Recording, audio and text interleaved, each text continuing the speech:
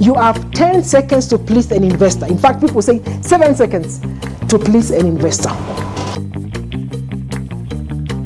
If your vision is not big enough to attract other people, then your vision is not big enough to be financed. Don't talk too much in the presence of investors. They may pick something and you spoke it loosely. Be cautious on what you say in front of these guys, because as they say, those words may be used what? Against you. How do you do something that can affect the country? How do you do something that can cause the country a flight? And we all know that a few years ago, before what you see right now, because before the year 2005, 2006, 2007, there was a lot of outages. Right now we are enjoying a lot of light, but previously there was too much outages, and mothers were dying in hospitals as they deliver. People in the hospitals, the doctors are doing surgeries, and then suddenly there is no power. There's blackout, and then we are losing lives left, right, and center. Companies are losing revenues because of absence of electricity. And then we thought with my friends, the two guys you've seen, said, guys, what can we do? And my friend tells me, so we began applying and doing these things that we wanted to do with the means of energy. But we applied this license back in 2008, and some of you may know what we've done thereafter. But I'm telling you the story of my friend. And then we got G on the table. So I tell my friend that we brought G on the table to come and invest with us. And the guy says, no, Charles, that's not the truth. The truth is that G saw 3 guys who knew what they are doing, and they said they need to put their money into what you're doing. And there comes in one of the point of pitching that you must also do. You must also have.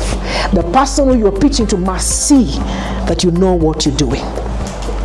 That's point number 1. They must see that you know what you do. They need to understand exactly what you're doing. They must see it and know these ones, they understand what they're doing. And then point number 2 that we learned, and this is what my friend tells me. He says, these guys did not have money. They had to go and mobilize other people to bring in money. So point number 2, you must show your investor that the business you're doing has returns. They must see it. The investor must see that the business you're showing them has returns, and you have to show those numbers very well. The rate of returns must be very clear in what you're doing.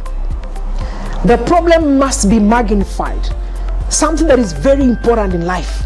You must magnify the problem before the eyes of the investor, and then bring in a solution. Like, for example, we have to tell the world that the mothers are dying in hospitals. We have to tell the world the children cannot learn. They are having respiratory diseases because they're using those coroboys. You understand about coroboys. They're using coroboys to do their studies, so they're getting sick. So we magnify the problem and say, you know what? Industries are losing revenues because they cannot sustainably produce what they need to produce. We said, you know what? The government is losing investors because when the investors come here, the manufacturers, they can't manufacture the products because there's not enough electricity. So we magnify the problem. So investors must see the magnitude of the problem, because you see, the bigger the problem you solve, the more the revenues. And that's what the secret is. If you're solving a small problem, the investor sees there's no revenue here. So the investor must see a big problem. And you know what? You have to blow your trumpet. You are the one who knows exactly what you're doing. So blow your trumpet. I keep on saying that the passion of your business is your passion. As an investor, you need to tell me why I should be passionate like you. So the passion of your business is my passion as an investor. Up until you convince me that I should be equally passionate about your business the way you are. You should show the investor, and write this down, show the investor that if they don't invest in your business, they are missing something big. Show the investor, if you do not invest in my business, you are missing something big. And what could that be? It could be impact to the society. It could be environmental savings. It could be revenues that you're showing. Impact in the society, I said environmental savings. It could be profits that he's not getting. You should show him what you call the opportunity cost of not investing in your business. They should realize that by not investing in your business, they have lost something big. They are losing an opportunity. So when they see what you see, then the investor will be ready to put his money into your business. And my friend tells me, so it isn't about the fact that G had the money. No. They saw an opportunity that us and is worth a lot of money. They saw, number one, that there's a sales for them. So the product that you're selling must, number one, be very clear. So they saw a product that they can sell to us as a company. The product was what they would bring their turbines into the country. So for them, there was a product, number one. Number two, they saw they can do something called service agreement with us. So as a company, the investor you're pitching yourself to must see clearly, what am I actually getting? Apart from the returns, what else am I getting in this business? Am I getting some social capital? Am I getting some, for example, what you may call a community and social impact? Because depending on the investor you're pitching yourself to, then the benefits that accrues to them also is viewed differently. So this guy says, no, that is not the truth. The truth is that this guy saw that they will get several benefits by investing in your business. And that is exactly what they did. They invested because they saw several things that they could benefit from a product. And then we modeled something that the country required. And after that, the country began getting this power we have. And therefore, before we knew, the guy said, I want to come to see what you guys have done. And I said, wait a minute, you want to come and see what you guys... And then he says this, the United Nations has been looking for people that do what you call, they are doing what you call sustainable development goals. And we want to come and see what are some of those sustainable development goals that your company has met. And therefore, another thing that the investor should see is what benefit to the community and what benefit to the larger people, what you call CSR. What kind of benefit are the people around your projects, around your business, what are they getting? Does your business has any benefit to the community? Are you a lone ranger? Are you taking all the profits for yourself, or you are paying back to the community? It has become a big sell nowadays for business owners. Okay. Very big sell. The moment you show some people that this and this will get back to the community, then the investor sees you have a product that can sell. And apart from that, the investor must see that you have a story that is convincing. The investor must see that must hear your story, the story of your product. If, for example, you're doing a medical equipment, you have to put a story around your medical equipment. Put a very nice story that nowadays we are losing a lot of patients from Kenya to India, from Kenya to a place like Vietnam, from Kenya to another country. And why is that so? Because there is not enough equipment for the organization. Put some statistics to your story. Let the numbers also speak. And as the numbers speak, the investor sees, now this guy understands what he's doing. Show the investor something very important, that you understand regulation of your country. These guys have to look at our regulations, the regulation of the country. Do you understand the regulation of your business, where you're investing? How is it? Are you sure of the laws? Do you understand of the laws of your country?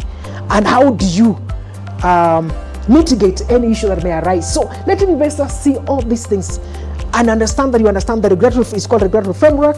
You understand about the regulatory framework, you know the governing law, you understand your industry, and you know things that, for example, if you are to be questioned by the investor on how you will mitigate upon some of the things that happen within the country, issues like corruption.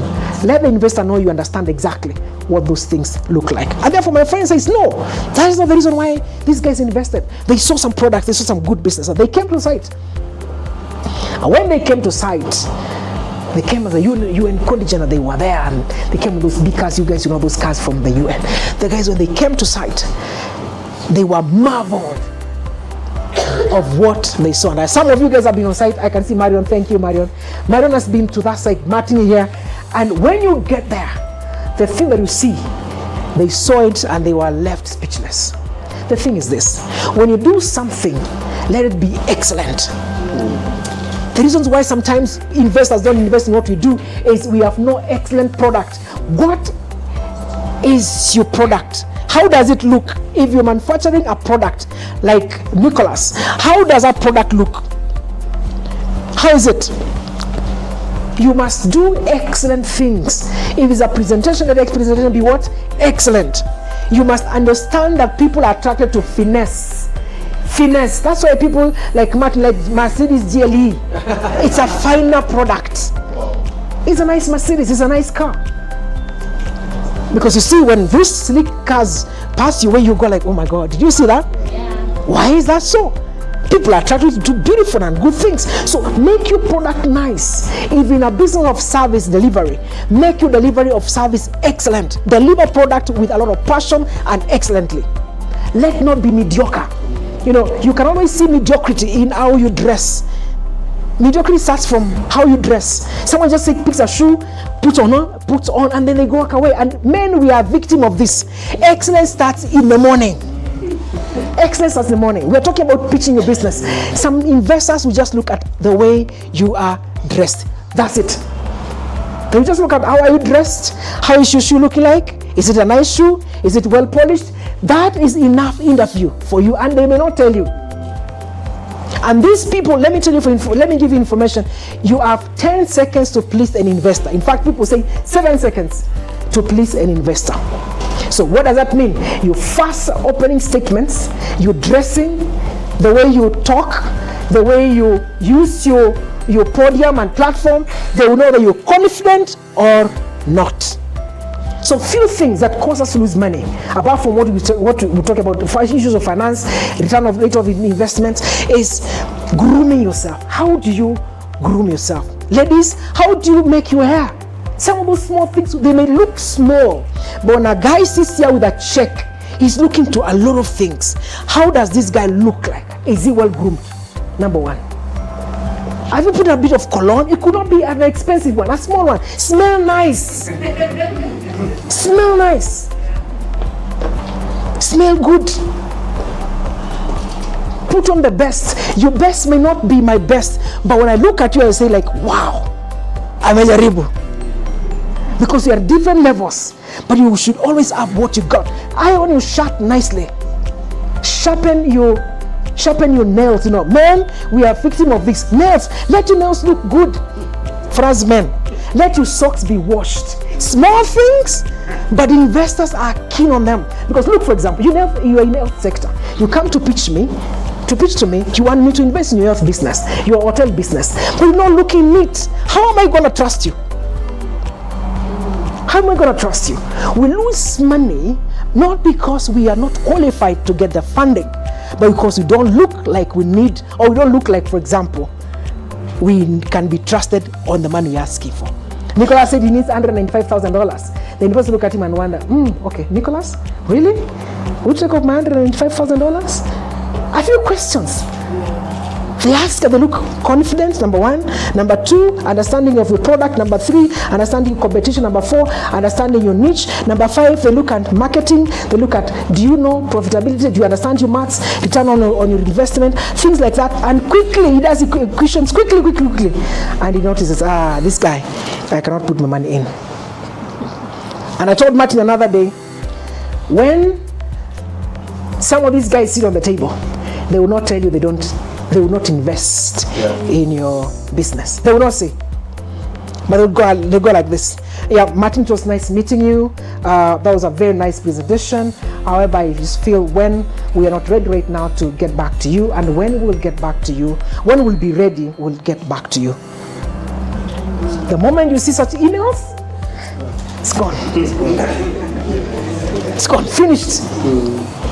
It's gone. I was in a meeting yesterday, and we were discussing about the data center. And this, one of our partners, he says, Charles, and I knew where this is going. He says, Charles, we may need to have a discussion in the next 1 month or so to review how our project is progressing. I knew there's a problem. Most of the times the investors, the people at the check, do not come abrasively. Some will be, but most will not, because they are courteous enough. People who have money are not very, very loudy in how they respond to people. People who have small monies are very loudy because they want to protect. But guys who have big checks, some of them, the rude ones, there are some rude ones, but that's a small percentage. The rude ones are small. The guys who have real money, most of them are very courteous, very nice. They talk to you slowly, pole pole. Number one, they also don't attract trouble. Unajua mkiona niko na pesa na ni mingi, mtanifuata. So they don't want to attract trouble. So what they do, they are very courteous and polite. So you can actually mistake them for not being serious on the investment. But the thing is this, they are so keen to see 1, 2, 3. And if there is no leading conversation on what you have discussed. Like for example, let me show you an example. If we have a meeting like this today, you have a meeting with the investor, the next thing you should ask them is this: when do we expect to hear from you? Or when do we expect to have a feedback? Why is that important? That is important for you to know, are we likely to have anything coming from you? It is also good for you to know whether they're fed up with you or not. So before you end the conversation, please don't forget this. If you end the conversation, ask them, all right, good. Thank you very much. So what are our next steps? Number 1. Number 2, so, okay, the next steps are, like, for example, you're going to do an email to us in the next few days, but also, when are you likely to get back to us? Very important questions. And what those questions do is this: they cause you to know where we actually are in this engagement. It will be very clear. Some will come out and say, okay, fine, we will, as I said earlier, we will let you know. You just start knowing from the beginning. There is a problem. There's a problem. So grooming is an important element of what we do. And grooming is an important element of business. Business, if you want to stand out in what you do in business, you must be well groomed. Let's not take that for granted. You walk in a room and the guys look at you from a distance. Okay. And they will not tell you. 2, another aspect of grooming, don't talk too much in the presence of investors. They may pick something, and you spoke it loosely, but they may pick something that spoils the soup. You don't need to spoil the soup. You don't need to put a lot of sand in the soup to spoil it. You just need one pinch of sand, and you spoil the soup. So you may say one statement, and that statement spoils your party. So be cautious. I know there are some of us who like talking, and it's like they want to be paid after that. But the thing is this: be cautious on what you say in front of these guys, because just like as they say, those words may be used what? Against you. So the guys come to the side and they walk around. And there's the Queen of Sheba. Was the Bible talking about the Queen of Sheba? She was mesmerized when she saw the elegance of Solomon, the wisdom of Solomon. She came and she was wowed. The thing is this: if your vision is not big enough to attract other people, then your vision is not big enough to be financed. Because the element of finance is inviting third parties. The element of financing is inviting third parties. So if your vision is not large enough, then that vision is not worth financing.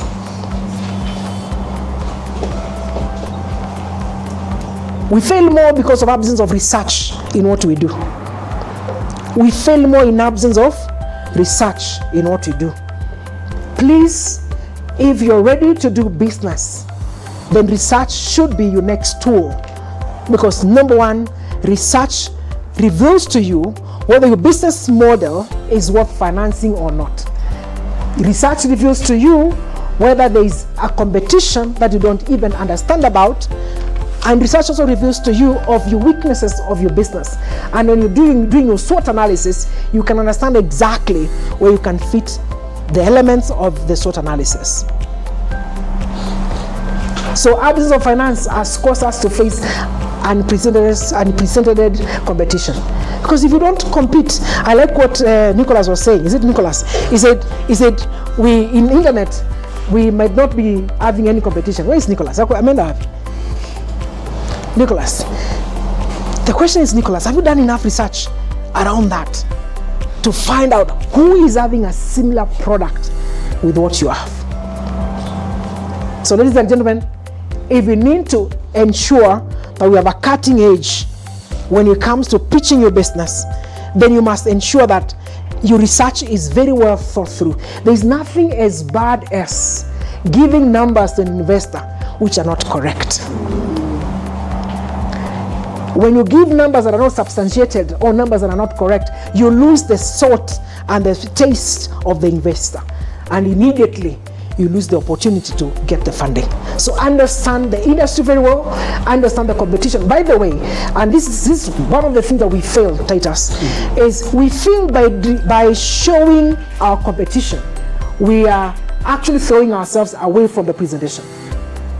We feel, and I have been there before when doing what you are doing, and I was feeling several times, I am showing competition, and therefore I'm pushing the investor away and far away from it. The moment you show your investor that you understand competition, they understand that you recognize the space where you are in. They understand, but we tend to wash away competition. But the investors exactly know that you are not the first one doing what you're doing. The others who have done it before you came, and the others who are already existing in the market. So when you show the analysis of competition, you're just telling the investor you understand where you are, you understand where you're going, and you have a plan of doing what you want to do. So they want to see that consistently in your presentation. That one, I do understand there is competition, yes, but I have what you call a cutting edge. I have my competitive advantage, and that's what you should be showing before the investor. Yes, there's competition. I do understand my product very well, and I have what you call a competitive edge. And once he sees that, then they realize, wow, you know your business. But at times we don't want to accept the presence of competition. And the moment you don't accept the presence of competition, then competition comes eating you hard and you fall off. In fact, what I tell entrepreneurs is the study we should be studying every day and have a department in your business is to study your competition. You should always consistently studying your competition. Why should we study our competition? Number one, to understand where they are going. Number two, to understand how they're countering you. Because to them, you are there. So you should understand what kind of products are they bringing. How are they modeling their product? How is that looking like? How are they launching their product? You should be in your competitors' business to understand what they do so you can remain relevant in their business. So for you to remain relevant, you have to learn consistently how your competition is doing. And finally, for me to close this up, because I think we did a lot of things today in our presentations, I would say, if you want to be in business, then you must be patient enough for your business to grow. Business is like a tree. You will never see a tree growing. You will wake up one day and find that tree has grown. Business is like a tree. You will never see a tree growing, but you just wake up and find a tree has done what? Has grown. But what have you been doing all along? You've been watering the tree, giving it water, giving it fertilizer. So you are investing in your business by and by. Whenever you watch the growth of your business on a daily basis, you are losing the essence of your business growth. Yes. Whenever you are looking at the growth of business on a daily basis, you are actually killing your own business, simply because there are so many reasons why you should fail every day and stop what you're doing. So if you keep on seeing, has my business grown today? Has tomorrow? Where are we? The other day, where are we at? You will kill yourself with pressure. So get your plan correct. Have your plan for the year, and then begin to meet your goals. You've set your goals, you've set your plans for the year. Start to doing implement your business plan by for the year plan. Begin to do that. Review quarterly. Where are we at? Corrective actions. What do we need to do? Then keep on growing bit by bit. But don't stop every day to see how have we grown. You'll be killing yourself with pressure. Because today you are down, tomorrow you are up. So if you make the decision when you are down, what are you going to do? You're going to say, hii kitu haifanyi, tuachane tunayo. So set your plan and work towards implementing your plan. Set your plan and work towards what? Implementing your plan. So don't forget, business is what? It's like what? A tree. You will never see it grow, but you'll one day wake up and find the business has done what? Has grown. So I think today we have done enough, because we've done analysis of businesses. And what you're going to be doing in the next few days, we're introducing investors, guys who have the check, guys who will come when you do a presentation. If they like what you're doing, then they can listen up and they can throw in a few coins. Could be $100,000, could be 2 million cash shillings, could be something, I don't know. We'll be bringing those people to come and have a discussion with us and listen to us as we do our pitch. And today was a very good practical example of what we're going to be doing. And today is just a preparation of ourselves towards doing our businesses. The thing is this: you can never grow in isolation. You can never grow in isolation. You have to grow with somebody. And we do not know it all. I am always learning. Yesterday I was in a meeting in that boardroom there, and I was being challenged by this guy. He works in a bank that has $20 billion asset investment. I'm thinking, $20 billion investment? That's crazy. In assets, $20 billion, guys, not cash shillings, $1 billion. And we are here talking about 1 million cash shillings. We are just, yeah, he made 1 million. Guys, you have a long way to go. Yes, celebrate your milestones, but fix your eyes far. As far as your eyes can see. Even God tells Abraham, as far as your eyes can see. So you must be having a place where your eyes can do what? Can see. So where is that thing? Where is your vision? Where is your vision? What are you focusing on? Do you have a vision for your business? Where do you want to go? Do you have a vision for your business? How is that vision like? Who are you working with as your co-partners? How do you relate? How are their values? Because some of the things that cause us to fail in business are our partners around us. Their values are different from our values. And they are there with you, and you keep on differing every time in the boardroom. I had a meeting today with a friend of mine early in the morning, and he tells me something very interesting, that my friends made some business the other day, and they made some crazy numbers, several billions of money in profits, not in business worth. Here in Kenya, when we were struggling to make 2 million cash shillings, they made business of several millions, over 600 billion. Wash. No, it was 60 billion, sorry. Not 600, it was 60 billion. But when they went to the boardroom, they couldn't agree. So they ended up separating. So now when the clients come, and they what's your name? Sorry, remind me. Joseph. And it was Joseph and Martin. So when the clients come, and they knew Joseph and Martin, you had this business doing together. So you come Joseph alone. So the clients are wondering, what happened? What happened? Your profile has gone low. Because again, if you give a presentation or a profile that is between you and him, and you've done some massive businesses, and that profile keeps on growing, then when you begin to separate in the boardroom, what are you doing? You're affecting the future of your businesses. So your partners, but who is your partner in business? How do you relate? How do you work together? Do you have common values? Do you have an understanding of how things need to be done together? How do you relate? So some of these things may seem to be very small and minute. When you get to the boardroom in an office, they affect the very essence of the business that you started. So I think we can end it up here because, yes. Just a question, because people have been doing slides. You have given us 5 minutes. How long should slides presentation be to capture every potential meeting? 5 minutes is enough. And we'll talk about different pitches. I know these are things you guys know. But 5 minutes are enough to capture the attention of an investor. And this is what investors do. They will hear something that is very important in their heart. And they tell you, please, tell me about that. My partner, Simon, the one you saw, when G came on the table, he had gone to present at the Serena Hotel. That was our Minister of Energy presentation. When he had done his slides, he put at the end our license for the wind farm. And the head of G East and Central Africa was in that meeting. Actually, Sub-Saharan Africa, he was there. So when he did it, he said, okay, fine.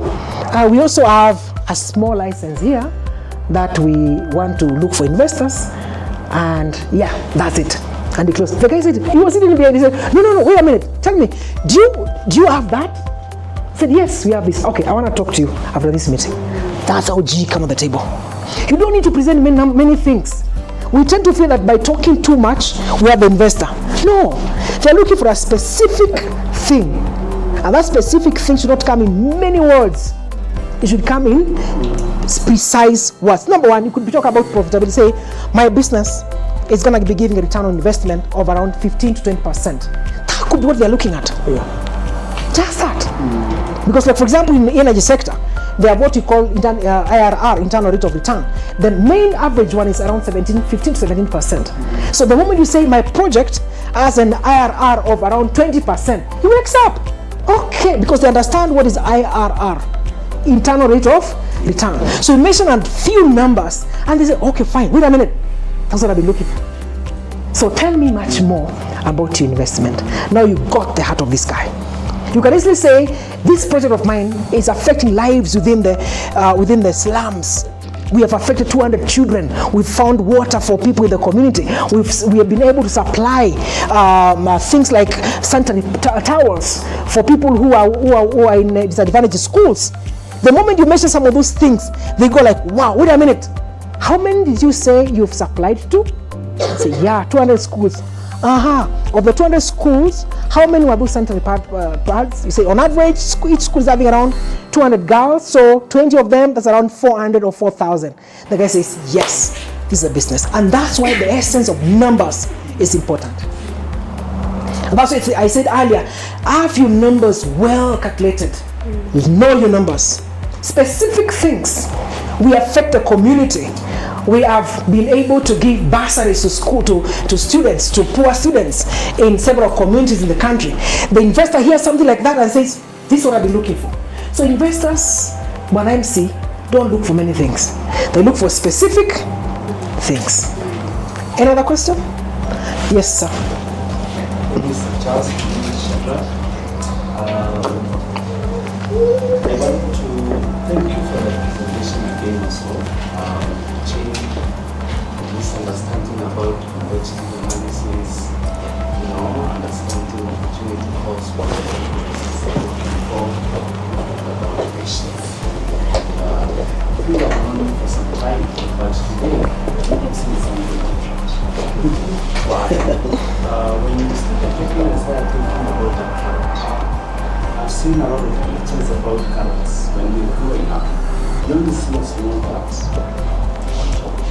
but you don't see what's happening on the ground. And for the years of known, maybe we're coming to know you as a winner, being awarded by the US. All these years, maybe you may not answer today, maybe another forum. Is it possible to understand Charles? because for the years about 2008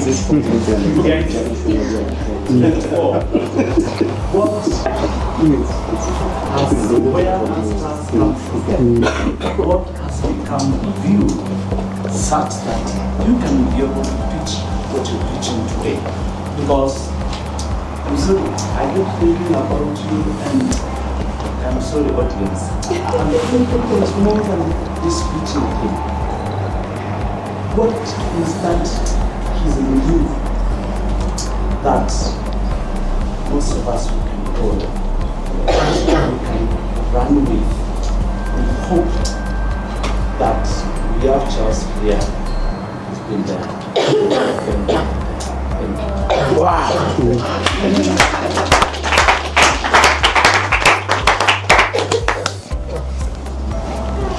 It's 9 p.m. Can I answer that question in the next meeting? But I'll give you 2 things, because it's a long story. But I'll give you that in the next meeting. But let me give you a few things. When I came to Nairobi, I was staying with my brother in Dadora. And that was back in 1996. Some of you were maybe somewhere wakicheza kati. So in 1996, I came to Nairobi the first time, not the first time, several times after I finished school. And I came to Nairobi in 1996. And when I came, I was staying with my brother in Dadora. And I saw a life that I didn't want. I saw a life that I did not aspire to. I saw a life that I did not want to live there, but I had no choice. When I was in Ushago, I come from Machakos, and that's where I've grown.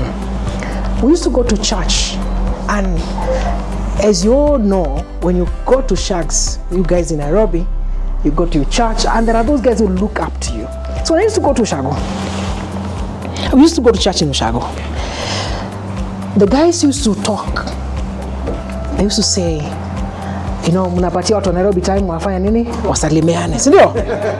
Si watu wa Nairobi wamekuja Ushago. So mnapatia wakati waonge. So for a long time, the guys who, and I have no, listen to me clearly, I have nothing wrong about what I'm about to say, but this is what used to happen. They say, my name is so-and-so, I live in Kibera line Sabah. Another one stands and says, I'm so-and-so, I live in Kibera line Risita. Another one talks and says, I stay in Kibera line. There's nothing wrong in staying in Kibera. But as I used to grow, I thought the best place to stay in Nairobi is where? Kibera. That's why my mind was being cautioned around. Because those are the guys I was interacting with. And the guys who could talk about Nairobi are guys who come from where? Kibera. So my mind was, this Kibera place, Joseph, I want to know it. But when I came to Dadora, and I began to do a bit of understanding, I began doing my finance and accounts, I realized this is not what I wanted.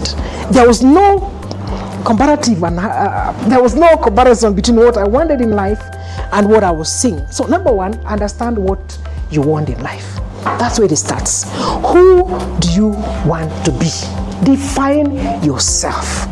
Some of us just live without defining ourselves. Define who is Kamau? Who am I? Who is Faith? Who is Wajiko? Who do you want to see in you? Who do you want to see as the end product of yourself? Define that person. You may not have the pieces, but you know what? Me, I will be a great man. I used to say I would be a director of many companies. I used to say it, and I believed in God when I was young. So I used to profess I'll be a director of many companies. And I did not even know exactly what that means. But I knew I want to be a great man. I was not happy by being a small man. So one thing I knew is, so when I was in Dadora, I said, this is a good place. I'm staying in one room with my brother. I said, this is good, but this is not where I want to be. I want to be somewhere else. I want to be in a big mansion. Manyumba naonanga kwa TV, kwani sakina nani? We never had a TV in my brother's house when with my brother. One room, mimi na brother yangu tuko hapo, akina demu wake, mimi I have to go out to outside waongee. So and that was a life. He was not married. So when the dame comes and the girlfriend comes, what do they have to do? Step outside and they can have a conversation.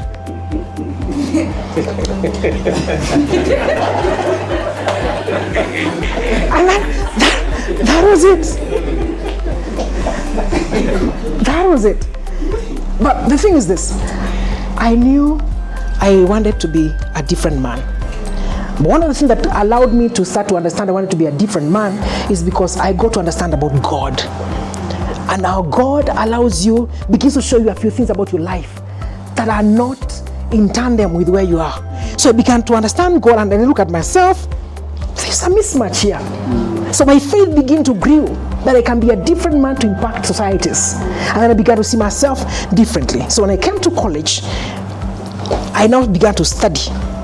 And I studied with a vision that I will be transform not only myself, but the people around me. So a few things. Number one, understanding yourself. Number two, understanding your vision, where you want to go, where you want to be. If you don't have those things defined at an early stage of your life, you just live life without accountability. I have so many notebooks in my house, years writing my plans, what I want to achieve. I have all of that put together. I can give you those notes. I have notes every year, planning, even today, planning this, planning that. I had to plan my life. Why do I want to see? Put prayer items in the Bible. Ask God, Lord, please show me.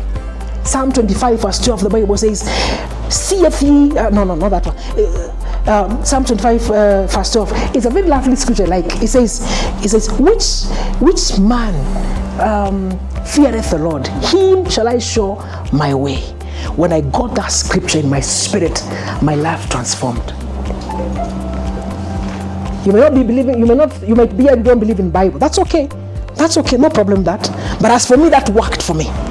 Bible worked for me because I knew if I trust God, which man fears? I knew if I fear God and I trust Him, then He will show me His ways. Then my life took a turn. And what happens is this: as you continue to trust God, God gives you things we call destiny connectors. He commands people from east and from west. They come your way. When destiny connectors come your way, they lead you to places you never even believed that you would be led. And that's what happened in my life. I kept on praying, and prayer has been a consistent fact in my liff. Prayer cannot be far away from a businessman who wants to succeed in the marketplace. This marketplace is filthy, is filled with filthy practices. Guys go to waganga, guys go to what do you call them? What do you call these guys in English? Witches. In the marketplace, I've had funny things in and those who come from like my brother who come from the Mount Kenya. There are some rituals that happen at night. Men have been going for those rituals because you've been in business and you've gone to a certain level, so you have to go for those rituals, and they believe in those rituals. But now when you trust in God, that matrix changes. So Shadrach, I will give you my story next time because of time. But as part of what has transformed my life was the trust and the belief system in God. And God leads your way. And the other thing that has been very important in my life is this: being diligent. I am not a lazy person. And that's some of the things that cause us to fail. Because you ask them. Ask easier. Actually, Gerard, how many times do I leave here at 9? Many times. Many times at 9 in the office. Why? I'm in business. I should be sleeping. Only guys who are employed sleep early. Yes. Only guys who are employed, because you know what? They have no responsibility of how the cash flow comes in. When you're accountable of your cash flow, you can't sleep. You're passionate about your business. You need to see how will the business work. Only guys who are, I don't want to repeat it, but only guys who are employed have laxity of holidays. When there's a declaration of a public holiday, I cry. What for? What for? Where was it? What for? Banks will be closed. I can't access revenue. I cannot access money to sell products or to do things. Why? But someone who's employed, they're like, yes, ntalala kesho. You know? Small things, but they had value in your business and in your life. Diligence. The Bible says, see the man who is diligent in his work. He shall not stand before many men, but great men. Diligence. How diligent are you in your work? I have right now, and my partners can be, and I can speak this because they know, I run several companies, and they know Charles is diligent. They know it. So I will do emails in the morning. On this one, I wake up at 7. My wife will tell you the other day, it was 6. Because I have an assignment to do. Because if I don't succeed in what I'm doing, I'll be the only one to be blamed. The moment you are the only reason why you are doing what you're doing, then you have no reason for working hard. When you have people behind you who you are accountable to, then there's a reason for you to work. Therefore, you must also get accountability. Who are you accountable to? Ask someone to be asking you questions. Where are you at this? Where are you at this? Partners to ask you questions. Did you do what you were said to do? Where are we at? Have you accomplished this? Why not? What happened? Accountability makes sure that you move from one level to the other. So I work hard. I'm not a lazy guy. I will work hard. Sometimes I don't sleep very well. But again, when I get some time to sleep, I sleep. So the thing is this, and I'll talk about my story because that's just a snippet next time. So that means we may need to change the thing. But next time I'll give you a full story. But just to give you the nuggets, diligence in what you do. Let me end up with this one. Then we can take a cup of tea. What I was in Visions. So I've just told you I was in college. I went to do BCom. I started the CPA, and then I did not want to go to university. I was fed up with guys going to come into university, and they strike for 2-3 years they're at home. So I hated university because of that. So I didn't want to go to university. Because those years when we were growing up, my brother could go to university. They strike and for 2 years wakoshago. Amekuja kulima. So why the importance of university? I didn't like it. So I did not want to go to university because of that reason. So I told my dad, you know what? Let me do CPA. We differed with him many times, but I said, let me do it. So he allowed me to do CPA, not because he liked it, but because I was passionate about it. But this is what happened with CPA. In CPA, we had an examiner called Kasnep, and we still have Kasnep. But there's a guy called Gitao. Those who have done CPA here, let me see. A few of us, right? There was a guy at that time called Gitao. If, for example, we were doing, and then I failed in English. I got a D+ in English, and I got a B- as my average score. But I got a D+ in English. I don't understand how I could get a D+ in English. That was annoying. How could I fail in English? But I panicked because it was the first paper. All right, so I never saw what I was doing. So it was the first paper. I did not see what was going on. I just didn't understand. So I got a D+. Honestly, D+, Charles, honestly. But anyway, got a D+. So when I came to do CPA, because of that D+, I could not do CPA straight. I did what you call KTC at that time. So I did KTC 1 and KTC 2, then I qualified to go and do CPA. But I was in this school, and for those who are born again, listen to this very well. I was in the KCA University at that time. It was KCA College of Accountancy back in 1996. And then we had a very strong fellowship with the born again guys. We had a very strong church fellowship. So every time we could finish classes around 1, the next thing we used to do is do what? Go to Shan Cinema for prayer. But by and by, we didn't know what we were doing. Instead of studying in the library, we were going to do what? To pray. So when the exam came, the whole CU were praying because you have done what? We have failed. And I made a friend of mine, and that happened several times. Very powerful CU. We are praying so powerful, but you see, God is not unjust God. Whatever you sow, you seed in, He multiplies. So you're good in prayer in CU, you're good in outreach, He multiplies that. But you are not studying. Okay? So we were failing in study. So one day I met my friend, and he tells me, Charles, look, I think the things that have remained in my heart since 1998. He says, Charles, I had failed that time, and I went back home, and my dad was mad with me. He said, I will not pay you again. This thing you're failing, I'm not paying you again. I was like, oh my God, what is this?